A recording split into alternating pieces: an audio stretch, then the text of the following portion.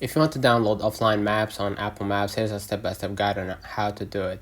Apple Maps offered this amazing feature where if you travel long distance and you don't have enough data or Wi-Fi, you're going to be able to actually download a location or a place in order to keep track on where you're going. So if you want to know how to do it, go ahead and click your profile icon at the bottom right and then select the second option, offline maps.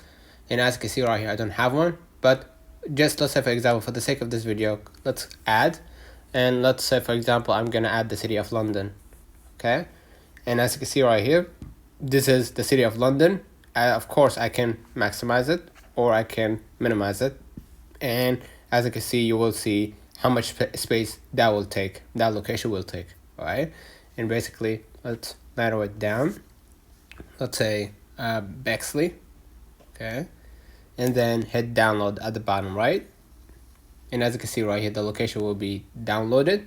And after that location will be downloaded, what you're gonna do, you're gonna test it out. So go back to your screen, swipe down to your control center, you're gonna close your Wi-Fi and your cellular data if you're using one, and then go back and test it out. All right, so as you can see right here, it's downloaded. But if you downloaded the offline maps after you downloaded, make sure that you close your Wi-Fi and your cellular data.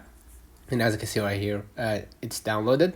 So I'm gonna close, go back, control center, close the, yes, I have already closed the cellular data. Go ahead and reopen the location or Apple Maps, click offline maps, and as you can see right here, Bexley. So now I'm gonna be able to just click the location, hit done, and basically I'm gonna be able to use that location as a way to go from point A and point B. So let me know in the comments if this video helped you. Don't forget to like and subscribe, turn on the notification bell to receive every video we upload. Thank you for watching. We will definitely see you in the next one.